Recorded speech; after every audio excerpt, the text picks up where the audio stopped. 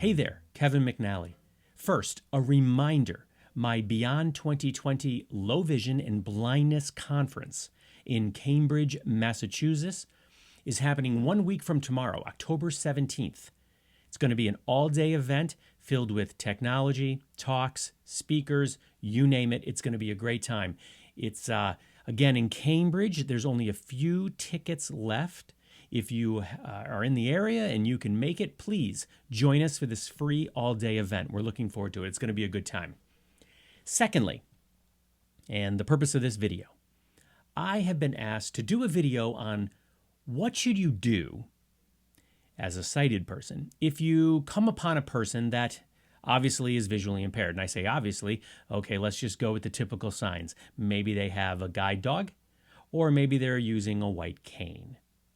Other than that, you may not know the person's visually impaired unless they ask for help. So, first of all, if you come upon a person with a guide dog, stay away and do not touch the guide dog. Rule number one.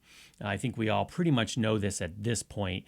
I think often the guide dog's harness will even say that the dog is working. So please do not try to pet or disturb the dog. That is probably the easiest answer there.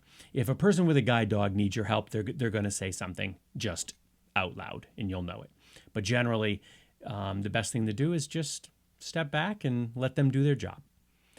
If you happen to come upon a person with a cane and they need your help, well, how are you going to know that?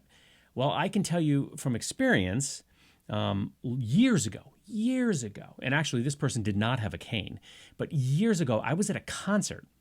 Collective Soul, if you're wondering, one of my favorite bands of the 90s. I was at a Collective Soul concert. And we were on an intermission. They actually had a break. And so it was either an intermission or we were in between bands. I can't remember. But we all filed out into the main area of the concert hall, and everyone's looking for the bathrooms or whatever. And I was there, and there was a gentleman there just standing there. And, he didn't, quote, look like he had any major issues, except he was standing there going, help, I need help, I can't see, and he was looking for the bathroom. Now, at this time, I wasn't using a white cane. I could still get around reasonably well. And so I actually went over to him, grabbed his arm gently, told him, that I'm willing to help him, and what did he need? So I ended up bringing him actually into the restroom and getting him set up where he needed to be. And, moving forward, I can tell you just a few months ago, I was traveling somewhere, and I was going through an airport that I have not really been through a lot of times, so I don't have a lot of experience with it. If I can, I try to travel the same routes or use at least the same airports. It helps. Consistency, like I've discussed, helps. But there was a point where I was in this airport. It is a large airport, and I was confused. And I had my cane. So I was using my cane, and I was standing there, and I was just amongst a sea of people, kind of in a fishbowl of people where a lot of walkways met. I didn't know what to do. And I must have had that look on my face like I was confused and lost. And I was just trying to get my bearings. And I know it's hard to understand that, but literally that's what's happening. I just couldn't get my bearings. And a gentleman must have noted, obviously, he noticed me. And he came over and he said, "Sir, do you need some help?" And I said, "You know what? Yes, I do." And he ended up being a wonderful man, and he actually walked me over to security where I needed to be. Through security, he stayed with me and then doubled back and he left. And I was grateful. I wasn't sure what to do. Except to kind of move forward and try to get my bearings, but sometimes it's overwhelming. There was another time that I was standing waiting for the tram. It was a big airport again, and I had to take a tram to a different wing of the airport. And I got off the tram, and I just wasn't sure which way I was supposed to go. And you may think, well, just go in one of the directions and you'll get there. It doesn't work that way sometimes. Sometimes you're almost paralyzed because you're not sure what to do. And a young girl getting off another tram came right over to me. And I assume to this day she must have had someone in her life that has vision loss. because she was amazing. She came right over and helped me and asked me what I was looking for, and got me onto another tram that I needed to get onto. And I could just tell that this was not the first time, I think, that she had encountered somebody that needed help. So I would say the first thing to do if you stumble upon somebody that you feel may need help, they're at a crosswalk, maybe you're in the city, New York or something, and you can tell they're confused. Ask, sir, ma'am, do you need help?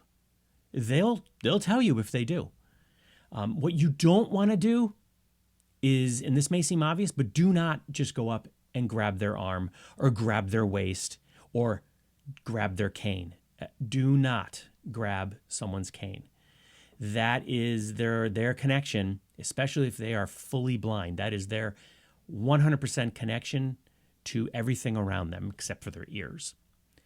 But do not grab them. Ask. Just politely ask, do you need help? If they don't, and there are plenty of visually impaired people that will tell you they do not need help and they don't want help.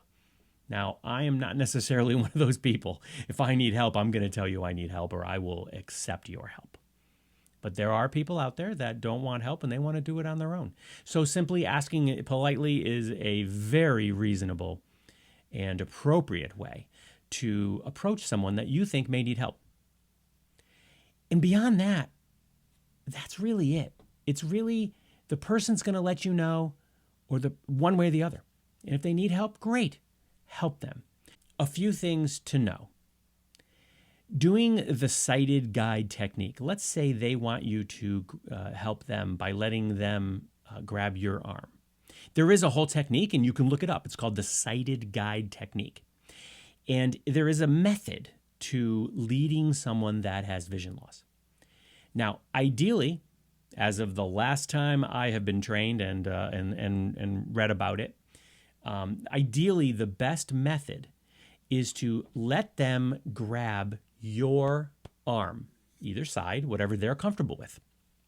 What that does, by them grabbing your upper arm, it positions them one step behind you, which is a good thing, because then they'll know if you stop, then they'll stop, and they'll be before whatever it is that you're stopping for.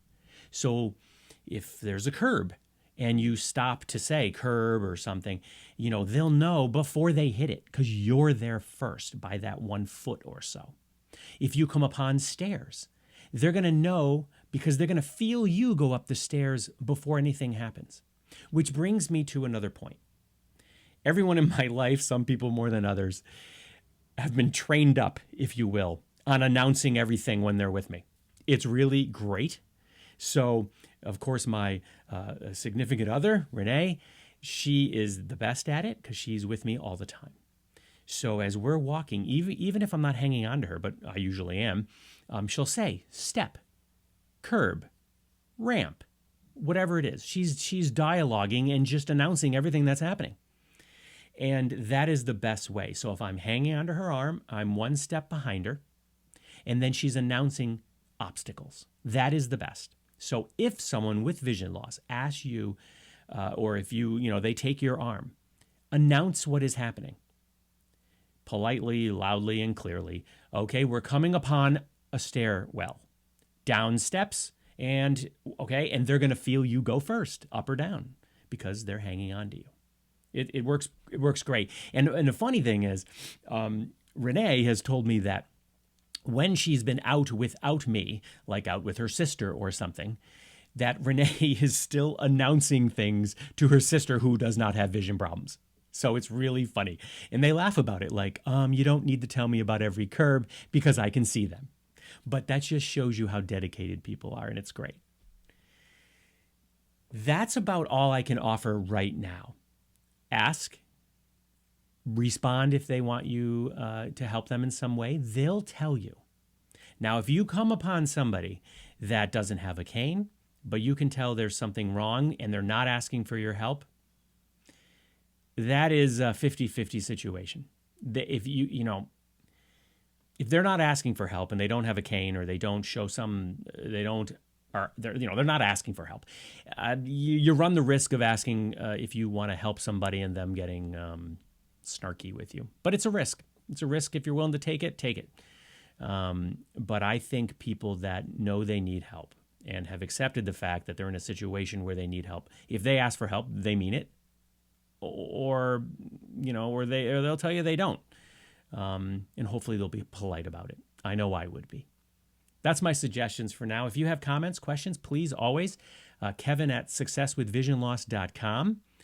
I really appreciate you listening, taking the time. I may have missed something here. I'm not perfect at this. If you think you have a question, or if you do have a question, please send it along. Make a comment on this video below. And always subscribe, share. I really appreciate that. Thank you so much, and I hope you have a wonderful day.